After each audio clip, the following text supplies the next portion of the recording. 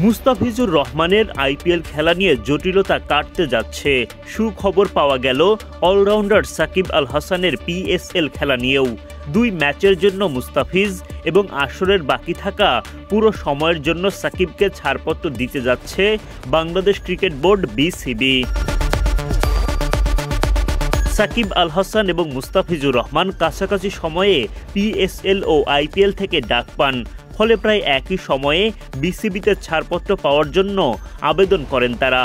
সাকিব জাতীয় দলের বাইরে আছেন, তাই তো তাকে ঘিরে তেমন জটিলতা নেই। তবে জানা গেছে দ্য ফিজকে ছাড়পত্র দেওয়ার ক্ষেত্রে জাতীয় দলের সূচি বিবেচনায় রাখা হবে। বিসিবি সূত্রে জানা যায়, দিল্লি ক্যাপিটালস মুস্তাফিজকে তাদের লিগ পর্বের শেষ 3টি ম্যাচের জন্য পেতে চায়।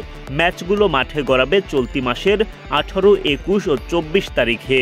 এদিকে সংযুক্ত আরব আমিরাতের বিপক্ষে 2 ম্যাচের টি-20 সিরিজে টাইগাররা মুখোমুখি হবে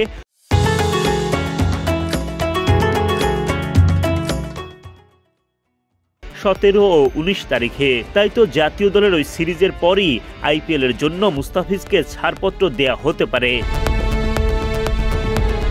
সেক্ষেত্রে লিগ পর্বের 3 ম্যাচ নয় 2 ম্যাচ খেলার সুযোগ থাকবে মুস্তাফিজের সামনে। 19 মে সংযুক্ত আরব আমিরাতের বিপক্ষে ম্যাচ খেলে এই পেসার উড়াল দিতে পারেন ভারতের উদ্দেশ্যে। প্লে অফ লড়াই টিকে থাকা দিল্লির জন্য গুরুত্বপূর্ণ ওই দুটো ম্যাচে বেশ ভালো ভূমিকা রাখতে পারেন এই বাংলাদেশি পেসার। এদিকে সাকিব আল হাসানও বিসিবির কাছে ছাড়পত্রের জন্য আবেদন করেছেন। তার ছাড়পত্র পাওয়ার ব্যাপারে কোনো প্রকার অসুবিধা হওয়ার কথা না, কারণ এই মুহূর্তে জাতীয় দলের বাইরে আছেন তিনি, আবার বিসিবির কেন্দ্রীয় চুক্তিতেও নেই। ফলে পিএসএল এর বাকি থাকা পুরোটা সময়ের জন্য এনওসি পেতে যাচ্ছেন সাকিব।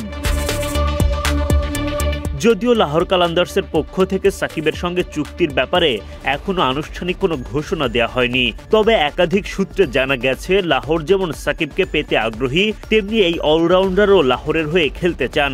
ফলে সাকিবের জন্য পিএসএল খেলা সময়ের ব্যাপার মাত্র।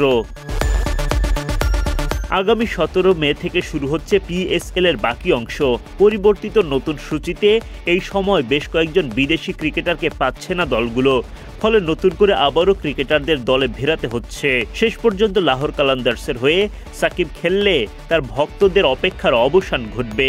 এদিকে মুস্তাফিজও যদি আইপিএলে চলে যান, তবে 2 দেশের এই 2 টুর্নামেন্ট ঘিরে বাংলাদেশেও উন্মাদনা বাড়বে বেশ।